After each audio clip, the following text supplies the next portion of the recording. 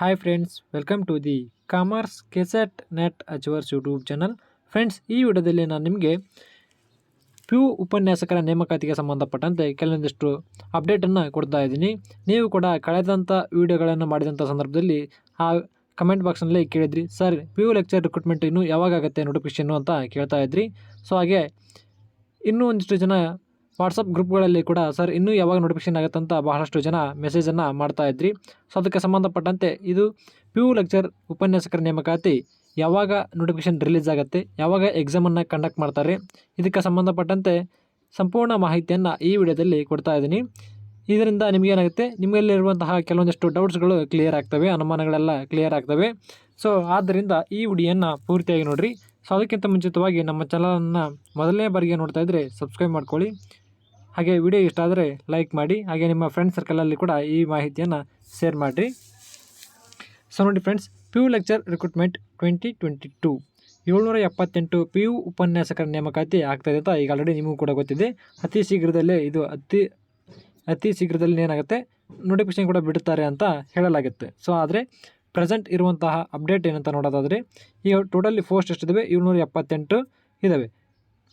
ಈ ಅಪ್ಡೇಟನ್ನು ಕೊಡೋದಕ್ಕಿಂತ ಮುಂಚಿತವಾಗಿ ಕೆಲವೊಂದಿಷ್ಟು ಸಬ್ಜೆಕ್ಟ್ಗಳು ಎಷ್ಟಿದ್ವು ಅಂತ ನಿಮಗೆ ಆಲ್ರೆಡಿ ಗೊತ್ತಿದೆ. ಕೆಲವೊಬ್ರು ಗೊತ್ತಿಲ್ಲ ಅಂದರೆ ನೋಡ್ಕೊಳ್ಬೋದು.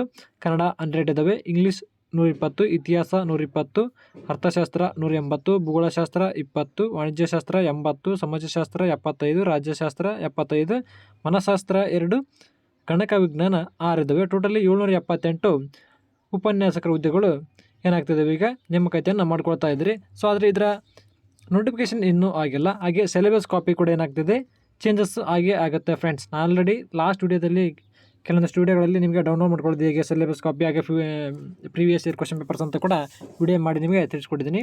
ಆ ವಿಡಿಯೋನ ಈ ವಿಡಿಯೋದ ಡಿಸ್ಕ್ರಿಪ್ಷನ್ ಬಾಕ್ಸಲ್ಲಿ ಲಿಂಕನ್ನು ಕೊಟ್ಟಿರ್ತೀನಿ, ಬೇಕಂದರೆ ನೀವು ಡೌನ್ಲೋಡ್ ಮಾಡ್ಕೊಳ್ಬೋದು. ಸೊ ಆದರೆ ಫ್ರೆಂಡ್ಸ್ ನೋಡಿರಿ, ಈ ನೇಮಕಾತಿ ನೋಟಿಫಿಕೇಷನ್ ಆಗುವಂಥ ಸಂದರ್ಭದಲ್ಲಿ ಏನಾಗುತ್ತೆ, ಸಿಲೆಬಸ್ ಚೇಂಜ್ ಆಗುತ್ತೆ ಅಂದರೆ ಪೂರ್ತಿಯಾಗಿ ಏನು ಚೇಂಜಸ್ ಆಗೋಲ್ಲ, ಕೆಲವೊಂದಿಷ್ಟು ಅಪ್ಡೇಟನ್ನು ಮಾಡ್ತಾರೆ ಸಿಲೆಬಸ್ನಲ್ಲಿ, ಇನ್ನೂ ಸ್ವಲ್ಪ ಇಂಟ್ರೊಡ್ಯೂಸ್ ಮಾಡ್ತಾರೆ ಅದರಲ್ಲಿ.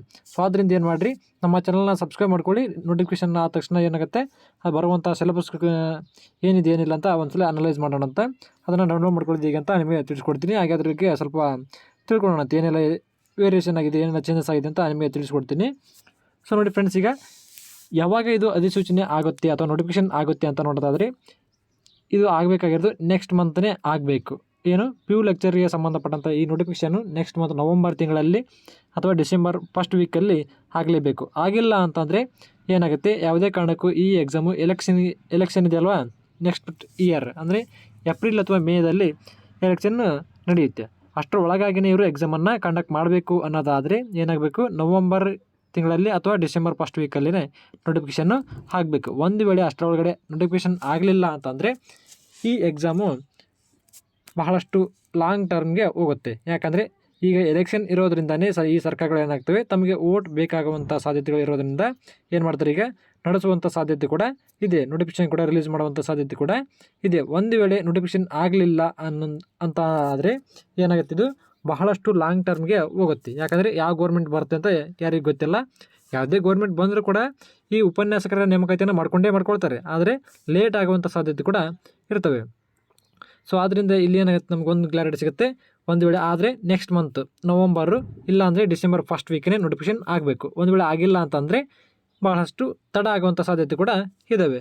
ಒಂದು ವೇಳೆ ಎಲೆಕ್ಷನ್ ಆದಮೇಲೆ ಈ ನೇಮಕಾತಿಯನ್ನು ಮಾಡ್ಕೊಳ್ತೀವಿ ಅಂತ ಏನಾದರೂ ಹೇಳಿದರೆ ಇದು ಏನಾಗುತ್ತೆ, ಬಹಳಷ್ಟು ಲಾಂಗ್ ಟರ್ಮ್ಗೆ ಹೋಗುತ್ತೆ. 1 ವರ್ಷನಾದರೂ ಆಗ್ಬೋದು, 6 ತಿಂಗಳಾದರೂ ಆಗ್ಬೋದು, 2 ವರ್ಷನಾದರೂ ಆಗ್ಬೋದು. ಆದರೆ ಕಂಪಲ್ಸರಿಯಾಗಿ ಈ ನೇಮಕಾತಿ ಅಂತೂ ಆಗೇ ಆಗುತ್ತೆ. ಯಾಕಂದರೆ ಈಗ ಆಲ್ರೆಡಿ ಆರ್ಥಿಕ ಇಲಾಖೆಯಿಂದ ಕೂಡ ಏನು ಮಾಡಿದ್ದಾರೆ, ಪರ್ಮಿಷನನ್ನು ತೊಗೊಂಡಿದ್ದಾರೆ. ಎಷ್ಟಕ್ಕೆ, 778 PU ಉಪನ್ಯಾಸಕರ ನೇಮಕಾತಿಗೆ ಸಂಬಂಧಪಟ್ಟಂತೆ ಪರ್ಮಿಷನ್ ಕೂಡ ಸಿಕ್ಕಿದೆ. ಅದು ಕೂಡ ನಿಮ್ಗೆ ಆಲ್ರೆಡಿ ಗೊತ್ತಿದೆ. ಸೊ ನೋಡಿ ಫ್ರೆಂಡ್ಸ್, ಆದರೆ ಯಾವಾಗ ಆಗಬೇಕು, ನೆಕ್ಸ್ಟ್ ಮಂತ್ ನವಂಬರ್ ಅಥವಾ ಫಸ್ಟ್ ವೀಕ್ ಡಿಸೆಂಬರಲ್ಲಿ ಆಗುತ್ತೆ. ಅಷ್ಟರೊಳಗಡೆ ಆಯಿತು ಅಂತಂದರೆ ಏಪ್ರಿಲ್ ಮೇ ಒಳಗಡೆ ಏನಾಗುತ್ತೆ, ಇದು ಎಕ್ಸಾಮನ್ನು ಕಂಡಕ್ಟ್ ಮಾಡಿ ನೇಮಕಾತಿಗೆ ಅನುವು ಮಾಡ್ಕೊಳ್ತಾರೆ. ಇಲ್ಲ ಅಂತಂದರೆ ಏನಾಗುತ್ತೆ, ಎಲೆಕ್ಷನ್ ಆದಮೇಲೆ ಇವರು ನೇಮಕಾತಿಯನ್ನು ಮಾಡ್ಕೊಳ್ತೀವಿ ಅಂತಂದರೆ ಬಹಳಷ್ಟು ದಿನಗಳ ಕಾಲ ಮುಂದೆ ಹೋಗುತ್ತೆ. ಸೊ ಅದರಿಂದ ನಿಮಗೇನು ಲಾಸ್ ಅನ್ನೋದು ಏನಿಲ್ಲ. ಸೊ ಆದರೆ ಲಾಸ್ ಏನಂತಂದರೆ, ಬಹಳಷ್ಟು ಜನ ಈಗ ಆಲ್ರೆಡಿ ನಾವು ಗೆಸ್ಟ್ ಆಗಿ ಆದ್ರಾಗಿರ್ಬೋದು ಅಥವಾ ಬೇರೆ ಬೇರೆ ಪ್ರೈವೇಟ್ ಕಾಲೇಜಲ್ಲಿ ಆದ್ರಾಗಿರ್ಬೋದು ವರ್ಕ್ ಮಾಡ್ತಾ ಇರ್ತೀವಿ. ಇವರು ಕೊಡುವಂಥ ಸ್ಯಾಲ್ರಿ ನಮಗೆ ಸಾಕಾಗ್ತಿರಲ್ಲ. ಸೊ ಆದ್ದರಿಂದ ಆದಷ್ಟು ಬೇಗನೆ ಇದನ್ನು ನೋಟಿಫಿಕೇಶನ್ ಹೊಡಿಸಿ ನೇಮಕಾತಿ ಮಾಡಿಕೊಂಡ್ರೆ ಚೆನ್ನಾಗಿರುತ್ತೆ. ಒಂದು ವೇಳೆ ಎಲೆಕ್ಷನ್ ಆದಮೇಲೆ ಏನಾದಾದರೆ 1 ವರ್ಷನಾದರೂ ಹಿಡಿಬೋದು, 2 ವರ್ಷನಾದರೂ ಹಿಡಿಬೋದು. ಸೊ ಆದ್ದರಿಂದ ನಿಮ್ಗೆ ಏನಂದರೆ ಟೈಮ್ ಅಂತೂ ಸಿಕ್ಕೇ ಸಿಗುತ್ತೆ. ಯಾರು ಇನ್ನೂ ಸರಿಯಾಗಿ ನಾವು ಪ್ರಿಪೇರ್ ಆಗಿಲ್ಲ ಈ ಎಕ್ಸಾಮ್ಗೆ ಅನ್ನೋಂಥವ್ರು ಇದ್ದೀರಲ್ಲ, ಅಂಥವ್ರಿಗೆ ಏನಾಗುತ್ತೆ ಇದು ಒಂದು ಬಹಳಷ್ಟು ಹೆಲ್ಪ್ಫುಲ್ ಆಗುತ್ತೆ. ತಡ ಆದಷ್ಟು ನಿಮಗೇನಾಗುತ್ತೆ ಇದು ಟೈಮ್ ಸಿಗೋದ್ರಿಂದ ನೀವೇನು ಮಾಡ್ಬೋದು, ಪ್ರತಿಯೊಂದು ಸಬ್ಜೆಕ್ಟನ್ನು ಡೆಪ್ತಾಗಿ ಓದ್ತಾ ಹೋಗ್ಬೋದು. ನೋಡಿ ಫ್ರೆಂಡ್ಸ್, ಯಾವುದೇ ಕಾರಣಕ್ಕೂ ನೀವು ಮೇಲೆ ನೋಡುವಂಥದ್ದು ಬೇಡ. ಏನು ಮಾಡಿರಿ, ಫುಲ್ಲು ಡೀಟೇಲ್ ಆಗಿಯೇ ಓದ್ತಾ ಬನ್ನಿ. ಎಷ್ಟು ಸಾಧ್ಯ ಆಗುತ್ತೆ ಅಷ್ಟು ಡೀಟೇಲ್ ಆಗಿ ಓದ್ತಾ ಬನ್ನಿ. ಅದರಿಂದ ನಿಮಗೆ ಭಾಳಷ್ಟು ನಾಲೆಡ್ಜ್ ಸಿಗುತ್ತೆ. ಅದರಿಂದ ನೀವೇನು ಮಾಡ್ಬೋದು, ಈ ಉಪನ್ಯಾಸಕರ ನೇಮಕಾತಿಯಲ್ಲಿ ಆಯ್ಕೆ ಆಗಬಹುದು. ಸೊ ನೋಡಿ ಫ್ರೆಂಡ್ಸ್, ಇಷ್ಟೆಲ್ಲ ಮಾಹಿತಿ ಇದೆ.